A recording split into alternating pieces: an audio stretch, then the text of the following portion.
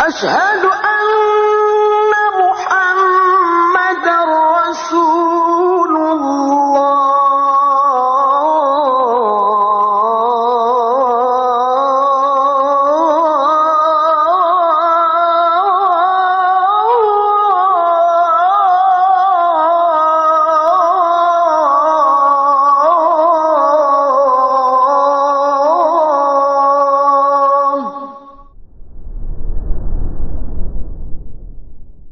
Assalamualaikum warahmatullahi wabarakatuh.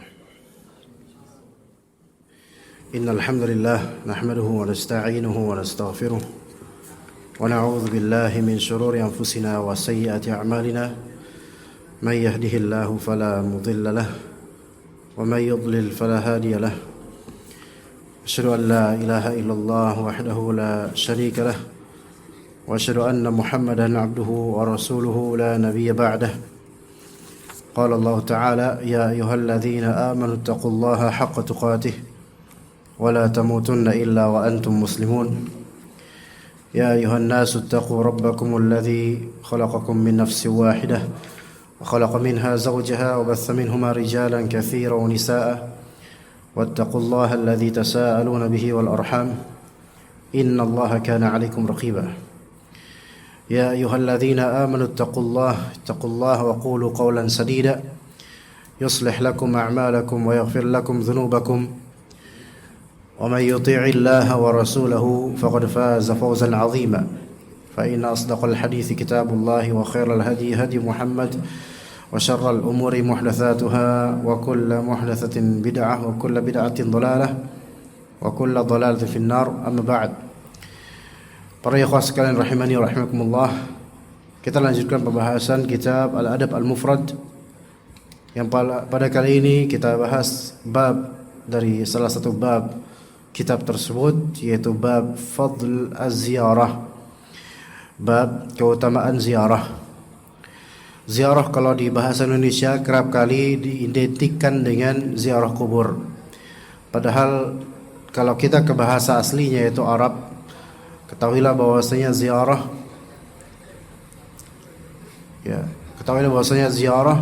yaitu mengunjungi baik itu ziarah kubur, ziarah terhadap orang mayit, terhadap orang sakit, atau ziarah terhadap saudara, maka semua itu masuk ke dalam bab ziarah, berkunjung. Ada beberapa hadis yang disitir oleh Imam Al-Bukhari dengan sanadnya berkaitan dengan ziarah. Dan juga di bab berikutnya yaitu bab ar-rajul yuhibbu qauman wa lamma yalhaq bihim, bab seseorang mencintai orang lain atau suatu kaum tapi belum pernah bertemu dengan kaum tersebut atau orang tersebut. Kita mulai dari bab yang pertama kita bahas, yaitu bab fadl az-ziyarah, keutamaan ziarah. Haddatsana Sulaiman bin Harb wa Musa bin Ismail qala حدثنا حماد بن سلمة عن ثابت عن أبي رافع عن أبي هريرة. Hadis Abu Hurairah radhiyallahu anhu dari Nabi sallallahu alaihi wasallam. Nabi SAW bersabda, "Zara rajulun akhan lahu fi qaryah." Ada seorang pria menziarahi saudaranya fi qaryah, di suatu kampung. Ini sepertinya juga pernah kita bahas, namun mungkin ya pernah kita bahas di tempat ini atau mungkin tempat lain, saya tidak begitu ingat. Namun insyaallah kita ambil faedahnya dan kita bercontoh padanya. Seorang pria menziarahi saudara miliknya fi qaryah, di suatu kampung, di suatu desa. Fa arsadallahu lahu malakan ala madrajatihi, maka Allah Subhanahu wa taala mengirim untuknya satu malaikat menujunya, yaitu di jalannya, yaitu ketika dia sedang berjalan menuju tempat saudara tersebut, kemudian beliau mengirim, Allah Subhanahu wa taala mengirimkan malaikat untuknya. Faqala, maka malaikat itu berkata, aina turid, mau kemana engkau? Maka berkata kemudian pria yang mau berziarah tersebut, akhan li fi hadhil qaryah, ya saya mau ke rumah saudara saya di kampung fulan, ya. Maka kemudian berkata Rasulullah berkata, malaikat tersebut yang berwujud manusia, hal lahu 'alaika min ni'matin tarubbuha, apakah ada sesuatu dari nikmat yang ingin kamu dapatkan yang menjadi sebab engkau ziarah? Ada sesuatu? Maka kata pria tersebut, la, inni uhibbuhu fillah. Tidak, saya itu kesana karena saya mencintainya karena Allah Azza wa Jalla. Maka berkata kemudian malaikat yang diwujudkan manusia tersebut, fa inni rasulullahi ilaika, sungguh aku adalah utusan Allah terhadapmu. Annallaha ahabbaka kama ahbabtahu, sesungguhnya Allah Subhanahu wa taala mencintai engkau sebagaimana engkau mencintai Dia. Hadis ini sahih dan juga diriwayatkan oleh Imam Muslim dalam sahihnya. Ada beberapa faedah dari hadis yang mulia ini jemaah sekalian, yaitu syariat ziarah. Ya, ziarah ini bisa ziarah kubur, bisa ziarah keluarga, kerabat, dan bahkan bisa ziarah saudara seiman, baik dia teman, saudara seiman. Maka ini masuk semua dalam fadilah ini insyaallah. Ya, karena kalau ziarah tersebut, tapi dengan catatan ziarah tersebut berdasarkan apa? Karena kecintaan dia kepada saudara seimannya ini. Adapun kalau misalnya ziarah karena ada maunya dari masalah dunia, maka tidak masuk dalam hadis ini. Misal mengunjungi karena ada pengen mau hutang, maka enggak masuk ke hadis ini. Namun kalau ziarah dan berkunjung murni karena ingin merekatkan persaudaraan, persahabatan di jalan Allah, maka masuk dalam fadilah hadis ini. Karena di akhir hadis, fa inni rasulullah ilaika, aku adalah utusan Allah kepadamu, sesungguhnya Allah mencintaimu sebagaimana engkau mencintai saudaramu itu. Maka fadilah dapat cinta Allah Azza wa Jalla itu sebabnya adalah menziarahi saudara karena mencintainya karena Allah. Kemudian faedah kedua dari hadis ini, bahwasanya malaikat itu bisa saja Allah Ta'ala kirim atau utus kepada seseorang, bukan untuk menyampaikan wahyu, ya, sebagaimana menyampaikan wahyu ke Nabi, bukan, melainkan untuk menguji, bisa untuk memberikan kabar tentang Allah Ta'ala untuknya, bisa juga. Sebagaimana ini orang biasa, bukan seorang nabi, bukan orang biasa. Atau untuk memberikan arahan jalan, itu mungkin sekali, bukan mustahil.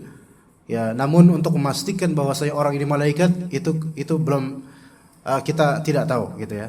Begini, misal kalau di jalanan kita ada yang menolong kita lagi kesusahan, iya, boleh jadi Allah Ta'ala utus malaikat untuk kita dengan berwujud manusia mungkin. Tetapi ketika ditampakkan kenyataan ini dan wujudnya manusia, kita nggak bisa mengatakan antum malaikat ya, nggak mungkin kita ngomong gitu. Antum malaikat ya, terus dia bilang iya, kok tahu? Nggak mungkin kayak gitu, nggak bakal terjadi hal seperti itu. Al-muhim ketika ada orang membantu kita di jalan, secara makna kadang kita katakan ini orang malaikat bagi saya, cahaya buat saya. Tapi secara kenyataan ya belum tentu. Tapi secara takdir pastinya ini dari Allah Subhanahu wa taala mentakdirkan bantuan ini. Iya begitu. Jadi kita itu tidak bisa memastikan fulan atau siapa yang membantu kita dia adalah malaikat. Belum tentu. Siapa tahu orang biasa yang memang pas ngelewat itu. Kejadian juga ada kemarin, misalnya saya hari Ahad ya. Ahad malam setelah kajian saya langsung pergi dengan mobil ya, dengan driver pergi ke daerah Kabupaten Ciamis menuju ke Kecamatan Rancah ya. Lewat Majalengka, kemudian masuk jalan dan diarahkan oleh Google jalan alternatif. Yang mana itu cuman agak kecil jalannya, dan di jalan alternatif tersebut sepanjang sekian puluh kilo, enggak sampai sekian puluh kilo, berkilo-kilo, dan itu kisaran sekitar jam 2 atau jam 2 pagi. Jam 2 pagi itu ya kawan. Di daerah seperti itu jam 2 pagi, Anda lihat dari jalan raya menuju jalan alternatif yang kadang ada rumah, kadang hutan. Itu enggak ada satupun mobil, enggak ada satupun motor lewat. Sepi sekali dan tidak ada penerangan jalan kecuali yang ada rumah-rumahnya, dan sangat-sangat desa, sangat-sangat kolot. Masuk ke sana cari jalur, memang jalur alternatif, dan tiba-tiba kan ada pertigaan yang mana menurut Google Map ini ke kanan itu, insya Allah sampai ke Kecamatan Rancah, ke kanan. Saya lupa nama daerahnya, negara apa gitu nama daerahnya, ke kanan ya. Nah itu jalan lebih kecil lagi itu, cuman cukup satu mobil doang. Pas mau ke kanan tiba-tiba memang ada motor di situ, kemudian bawa barang belakangnya. Ya terus bilang dengan bahasa Sunda, ya saya nggak ngerti bahasa Sunda, driver saya juga bukan orang Sunda, ya. Nah dia ngomong sesuatu yang kami nggak paham. Dia bilang tanya-tanya itu apa artinya, kita nggak tahu artinya apa. Dia ngabarin sesuatu gitu, sambil sebelum berlalu. Kemudian ditanya apa artinya, kita nggak ngerti artinya. Kemudian dia terjemahkan, ada pohon tumbang di sana besar, nanti nggak bisa lewat situ gitu. Udah, habis itu pergi dia. Nah, alhamdulillah kabar ini masya Allah gitu, buat kita sangat membantu karena jalan itu kecil. Kalau kita lanjutkan jalan, kan itu jalan kecil dan depannya itu pohon-pohon samping-samping udah gelap gitu loh. Ya mungkin bisa terang dengan cahaya dari sinar dari mobil. Tapi kalau kita lanjutkan sekian kilo ke depan ternyata ada pohon tumbang besar dan nggak mungkin bisa masuk, otomatis nanti kemungkinan kita akan mundur sejauh itu gitu. Dan itu akan sulit gitu. Udah gitu medannya kan kadang-kadang jurang karena itu bebukitan, daerah bebukitan. Maka alhamdulillah diberitakan seperti itu, kita pun mundur kemudian putar balik lagi ke jalan yang tadi, cari jalan yang utama, jalan bis. Ya, pas ketika itu ya kita bersyukur pada Allah Azza wa Jalla, alhamdulillah. Tapi apakah bisa memastikan itu orang tadi malaikat? Mana malaikat bawa motor, bawa barang dagangan lagi belakangnya. Dan dari awal jalur alternatif terus sampai itu ketemu satu orang itu, dan itu sepi, nggak ada satupun orang yang lalu lalang, nggak ada sepanjang sekian kilo itu. Balik lagi nggak ada lagi orang sama sekali, nggak ada orang, dan anginnya kenceng kan. Kalau nggak salah hari Senin atau Ahad malam itu mungkin di sini juga hujan juga, mungkin di sana juga hujan dan angin sangat kencang. Balik kemudian masya Allah kembali ke jalur utama. Kadang-kadang jemaah sekalian, Allah Ta'ala bisa mengirim dan mengutus entah itu malaikat, entah itu manusia, bahkan bisa jadi binatang untuk menolong seseorang, ya, untuk menolong seseorang. Dan itu memang dalam kunjungan apa? Sejujurnya itu dalam kunjungan ziarah. Saya punya keluarga juga di daerah Rancah itu, ya, ada paman, bibi juga di sana dan keluarga Sunda di sana. Dan itu dalam kunjungan ziarah, tapi ya nggak bisa saya katakan itu tadi malaikat loh. Ya kita nggak tahu, ya kita juga nggak nanya ke mamang itu, mang malaikat ya? Ya nggak mungkin juga, dia juga bingung ditanya kayak gitu, ya. Nah, dan kadang bahkan binatang. Sebagaimana dalam suatu hadis yang diriwayatkan, bukan hadis asar seorang sahabat Nabi radhiyallahu anhu yang saya tidak ingat namanya. Saya hanya membaca dalam kitab Jami'ul Ulum wal Hikam karya Ibnu Rajab Al-Hanbali dalam penjelasan hadis ihfazillah yahfazka. Yaitu ketika itu ada seorang sahabat Nabi, beliau ingin safar ke suatu tempat untuk suatu hajat. Maka di perjalanan, dan dia orang bertakwa, sahabat Nabi ini bertakwa, menjaga agama Allah. Maka di suatu tempat kemudian yang tidak ada orang di sana dan hanya ada padang pasir, gurun dan semisalnya, tiba-tiba ketemu dengan seekor singa. Ketemu dengan seekor singa yang seperti binatang singa. Namun singa itu tidak menerkam, tidak apa. Malah justru singa itu seolah-olah berjalan kemudian di depannya seperti menuntunnya menuju arah yang dituju. Dan ketika itu sepertinya sahabat tersebut memang agak bingung, nih jalan kemana nih kira-kira yang tepat untuk ketujuan. Maka singa tersebut jalan terus di depannya seperti mengarahkan. Nah, ketika mulai terlihat atau dekat dengan kampung yang dituju, tiba-tiba singa itu kemudian menoleh ke arah sahabat tersebut dan kemudian sedikit mengaum atau mengeluarkan suara yang seolah-olah salam perpisahan. Setelah itu pergi singa tersebut dan sahabat tersebut pun kemudian masuk ke kampung yang dituju. Ya kadang-kadang seperti itu. Ya mungkin ya enggak kita katakan apakah itu malaikat, ya belum tentu. Artinya gini jemaah sekalian, ketika kita ingin mengunjungi seorang karena kita cinta pada Allah, mengharapkan ridha Allah, ingin melakukan amal saleh, ingin menuntut ilmu, akan ada bantuan dan pertolongan dari Allah Azza wa Jalla. Baik dari segi malaikat yang Allah Ta'ala kirim, atau mungkin manusia yang Allah Ta'ala takdirkan untuk membantu kita, atau mungkin bahkan binatang kadang-kadang. Ya, dan banyak cerita-cerita lainnya tentang itu yang mungkin jemaah sekalian juga masing-masing punya cerita dalam konteks seperti itu. Nah, kemudian faedah lainnya jemaah sekalian rahimakumullah, Bahwasanya pentingnya mencintai seorang saudara seiman karena Allah Azza wa Jalla, bukan semata-mata kepentingan duniawi. Ketahuilah betapa banyaknya manusia saling mencintai karena keduniaan, yang mana ketika keduniaan tersebut itu hilang, maka hilang sudah cintanya. Sebagian misalnya artis dicintai oleh para fansnya, fansnya juga dicintai oleh para artis. Ketahuilah bahwasanya semua itu adalah palsu. Ya, ketahuilah semua itu adalah palsu. Dalam dunia sepak bola, dunia bilantara musik, dunia keartisan, sinetron dan seterusnya, mencintai dan ngefans sama seorang artis atau orang yang yaitu tokoh-tokoh sepak bola, atlet dan semisalnya, ketika misalnya performanya turun, itu akan dicela oleh para fansnya, akan dicela. Sekarang klub-klub sepak bola baik di barat atau di mana, ketika performa mereka down, kalah, atau bahkan sudah sampai final namun kalah, hanya juara 2, itu kan fansnya itu pada marah. Jadi kecintaan mereka itu hanya sebatas di kecintaan ketika mereka mendapatkan kesenangan duniawi dari menangnya tim. Mereka marah, sedih, kesel gitu sama para pemain. Ya, begitu juga dengan misal mencintai seorang artis. Ya, artis sinetron atau film bioskop dan semisalnya, ketika berperan sebagai orang yang baik soleh, dia ulu-ulukan. Namun coba kalau berperan sebagai orang yang buruk, ya, yang penjahat dan semisalnya, pasti mereka juga membencinya. Atau kadang mereka membencinya, atau punya sesuatu yang bisa digosipkan dari aib-aib keluarga dan semisalnya, itu dibenci. Lihat bagaimana kemarin terjadi misalnya para artis, ada di antara artis yang sebelum mereka nikah itu sebenarnya bukan pasangan, ya, pacaran pun tidak. Namun netizen kemudian apa? Menjodoh-jodohkan, dijodoh-jodohin, dikomporin sama netizen. Akhirnya berdekatan, akhirnya pacaran, akhirnya malah jadi nikah bersuami istri. Itu seneng banget netizen. Ketika terjadi KDRT, wah dilaknat itu semua. Semua netizen berijma, sepakat ya untuk melaknat siapa? Melaknat si suami itu. Padahal kita nggak tahu masalahnya apa. Syuf, lihat, nggak ada orang yang mencintai tokoh-tokoh semisal ini karena Allah, tidak. Mereka mencintai karena ada kepuasan dunia. Maka di sini disyariatkan bagi kita, kalau mencintai seseorang, cintai seseorang karena Allah, bukan karena kayaknya dia, bukan karena apa-apa dari dunianya, melainkan karena Allah, maka akan dapat fadilahnya. Kemudian di antara yang bisa kita petik faedahnya dari hadis ini, bahwasanya Allah Subhanahu wa taala pasti memiliki ganjaran terhadap kebaikan seseorang. Faman ya'mal mithqala dzarratin khairan yarah.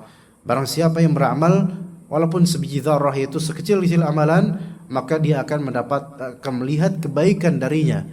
Khairan yarah, yaitu di akhirat akan Allah taala berikan kebaikan bagi orang beriman. Taib, bahkan di dunia pun Allah taala juga akan ganjari kebaikan buat dia sebelum di akhirat, itu bagi orang beriman. Adapun bagi orang yang kufur kepada Allah, kalau dia berbuat kebaikan akan dapat kebaikan pula dari Allah, namun hanya di dunia. Adapun di akhirat semua kebaikan itu seperti debu yang berterbangan. Kemudian faedahnya yang lain adalah, yaitu disyariatkannya, atau fadilah yang lain adalah lebih diutamakan lagi menziarahi orang yang saleh. Ya, orang yang saleh atau orang yang berilmu dan orang yang mengingatkan kita kepada Allah Azza wa Jalla itu lebih dianjurkan lagi. Kemudian jemaah sekalian rahimakumullah, kita lanjut ke bab berikutnya. Insyaallah udah jam 12.50 aja ya. Masyaallah. Bab ar-rajul yuhibbu qauman wa lamma yalhaq bihim. Bab tentang orang yang mencintai suatu golongan atau orang lain tapi belum pernah ketemu dengannya.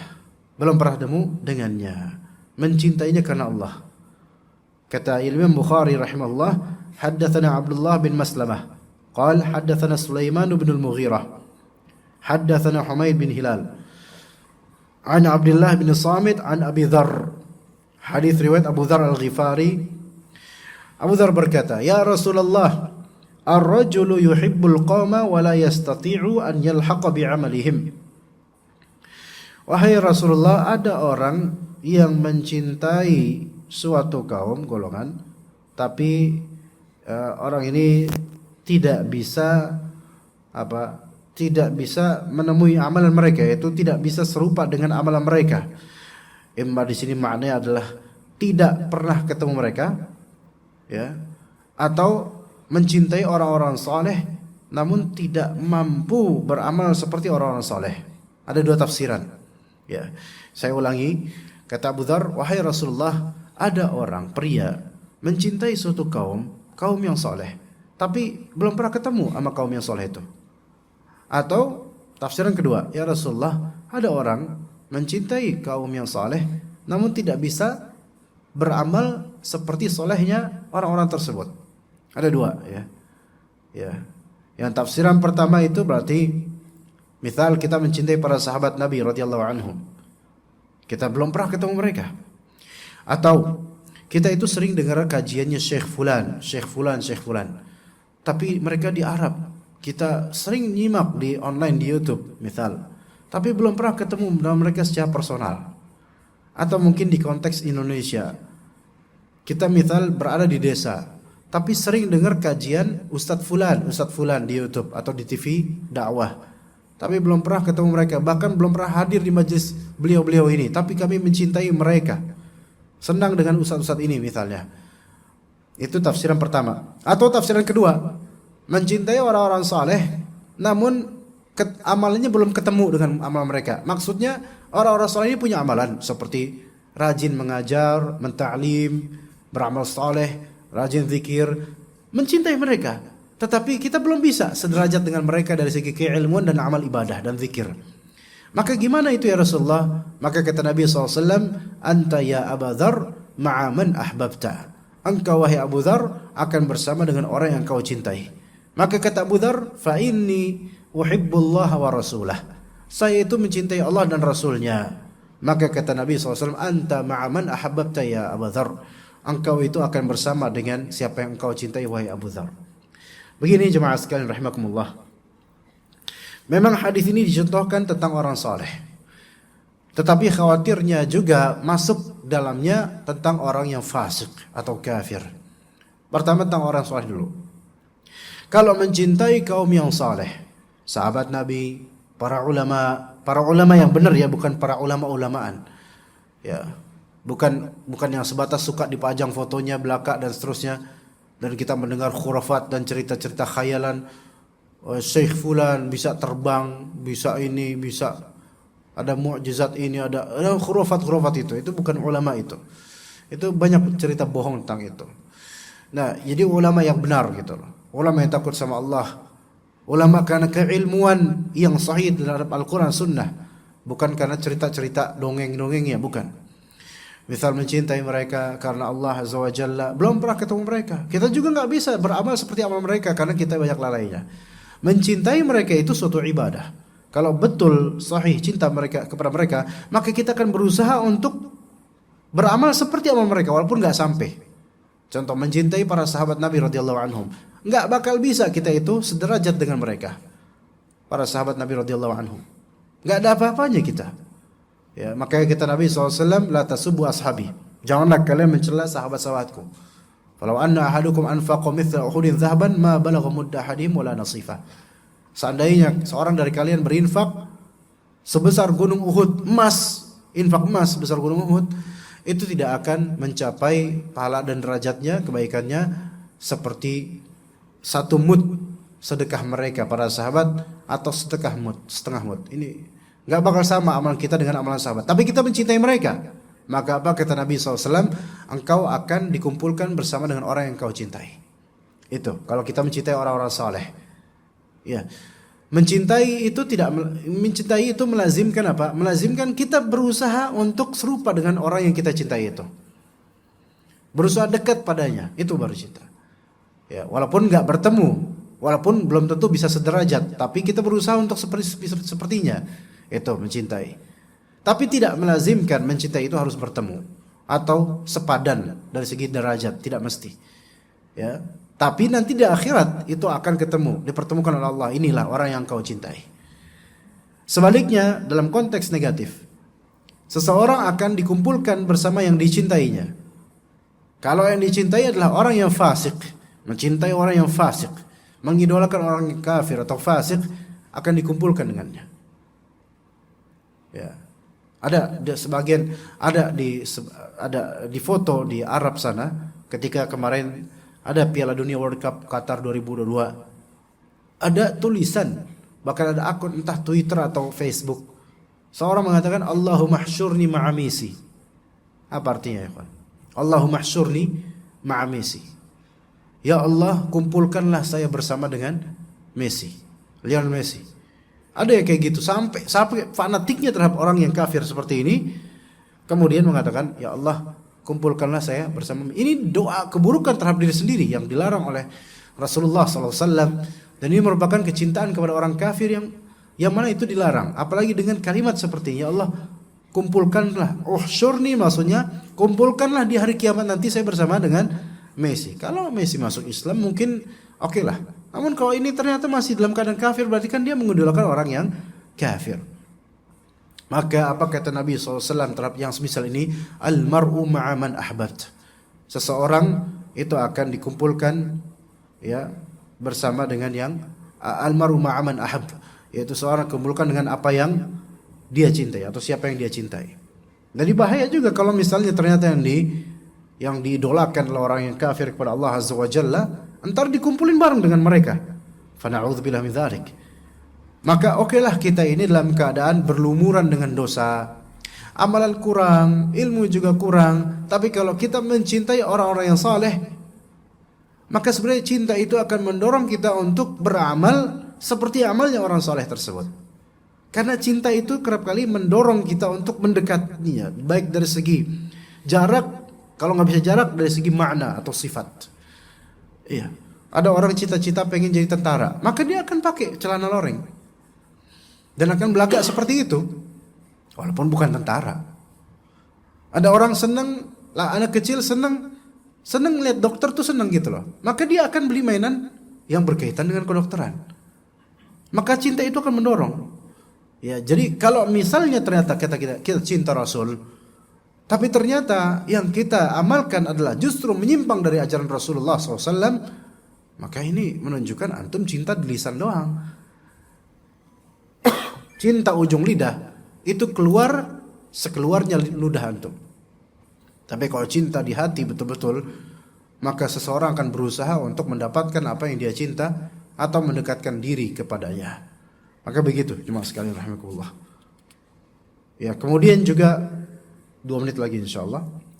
Kata Imam Bukhari dengan sanad dari beliau dari Anas bin Malik, anna rajulan sa'ala Nabi SAW. Ada seorang pria bertanya kepada Nabi SAW. Maka pria itu bertanya gini, ya Nabi Allah, mata sa'ah? Wahai Nabi Allah, wahai Nabi Muhammad SAW, mata sa'ah? Kapankah hari kiamat itu?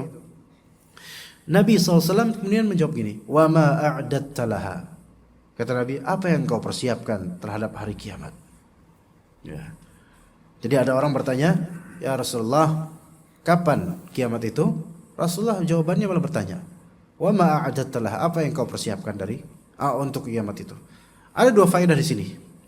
Yang pertama, lihat bagaimana Nabi SAW mengalihkan pertanyaan tentang gaib, dialihkan oleh Rasulullah SAW berupa pertanyaan tentang amal. Artinya Anda tidak usah bertanya sesuatu yang sebenarnya tidak akan Anda ketahui, atau tidak begitu penting kapan hari kiamatnya, itu keputusan Allah. Tapi persoalkan urusan Anda dengan Allah, amalan Anda, itu faedahnya dari Rasulullah SAW. Yang waktu 2012 dulu kan ada selebaran dan banyak orang yang mengatakan kiamat akan terjadi pada tanggal 12 bulan 12 tahun 2012. Sekarang alhamdulillah 2023 masih hidup. Bahkan gajinya naik bahkan. Alhamdulillah, beda dengan 2012 dulu. Alhamdulillah. Maka enggak boleh kita mereka-reka kapan kiamat. Betul hari Jumat, betul di akhir zaman, betul. Tapi exactly itu kapan? Itu hukum Allah Azza wa Jalla. Enggak boleh dikarang, enggak boleh diprediksikan. Faedah kedua, bolehnya bertanya setelah ditanya. Jika itu dalam rangka 1, mengingkari pertanyaan, atau dalam rangka 2, mendidik. Ya, misal yang pertama mengingkari. Ya, misal ditanya sesuatu, terus kita tanya lagi, Untuk apa kamu nanya itu? Ini kan apa artinya? Mengingkari pertanyaan tersebut, maka boleh. Ya. Jangan kemudian ditanya kok mau nanya balik. Ditanya kemudian nanya balik, itu kalau untuk maslahat pendidikan dan mengingkari maka itu nggak masalah. Yang kedua tentang pendidikan. Misalnya seseorang bertanya kepada Ustadz, apa hukum ini? Kemudian ustaznya nanya, coba saya tanya dulu. Antum tahu nggak dalil pelarangan ini? Oh tahu Ustadz. Ya udah itu jawabannya. Maka ini untuk mendidik akal murid supaya lebih baik dalam mencerna masalah dan pertanyaan. Maka hal-hal seperti ini boleh, ya, bertanya setelah ditanya. Tapi untuk pendidikan atau untuk pengingkaran. Maka kata orang tersebut, sebentar lagi, ma'a'adadtu min kabir illa anni uhibbullah wa rasulah. Saya enggak mempersiapkan apapun yang besar kecuali saya itu cuma cinta Allah dan Rasulullah. Maka kata Nabi SAW, al-mar'u ma'a man ahab. Seseorang itu bersama dengan yang dia cintai. Maka kata Anas bin Malik, fama ra'aitul muslimina farihu ba'da al-islami ashadda mimma farihu yawma idh. Maka aku tidak melihat kaum muslimin lebih gembira setelah Islam segembira mereka pada hari setelah dituturkan oleh Nabi SAW seseorang akan dikumpulkan dengan apa yang mereka cintai. Jadi kalau mencintai Allah dan Rasulnya, Allah akan kumpulkan orang-orang ini dengan Rasulullah SAW dan akan dekat sama Allah Azza wa Jalla di surga nanti. Maka jemaah sekalian rahimakumullah, marilah kita memanage cinta kita itu untuk siapa, dan kalau cinta kita kepada siapa, dan kalau kita sudah menemukan cinta kita kepada siapa, dalam rangka apa kita mencintainya. Kalau murni karena dunia, maka disarankan untuk diubah. Cinta karena Allah. Ya, karena akan kecewa cinta seseorang, mencintai seseorang karena dunia, suatu saat akan kecewa betul-betul suatu saat. Mencintai donatur karena kebaikannya itu oke. Tapi kalau cuma karena kebaikan duniawinya, donatur itu tidak selamanya akan mendonasi Anda. Imma Anda mati duluan, imma dia mati duluan, imma kemudian proyek Anda mati, atau imma dia kemudian pailit atau enggak mau lagi mendonasi dan saat itu akan kecewa. Karena kita mencintai kekayaannya secara zat. Maka cintai seseorang karena Allah Azza wa Jalla. Mungkin kita akan merasa sendiri ketika mencintai sesuatu karena Allah. Kita merasa sendiri, kok cuman saya doang mencintai karena Allah. Orang-orang mencintainya karena kebaikan, karena ekonomi, karena duit, karena pamoritas dan seterusnya. Tapi kalau kita mencintai orang atau mencintai sesuatu karena Allah Azza wa Jalla, maka suatu saat kita akan dapatkan bahwasanya ketika dunianya hilang, maka kita masih punya Allah Azza wa Jalla yang Maha memberikan rezeki. Semoga ini sesuatu yang bermanfaat untuk anda dan juga jemaah sekalian. Wassallallahu ala nabiyyina Muhammad wa ala alihi wa sahbihi ajma'in. Subhanakallahumma bihamdika asyhadu an la ilaha illa anta astaghfiruka wa atubu ilaik. Wassalamu alaikum warahmatullahi wabarakatuh.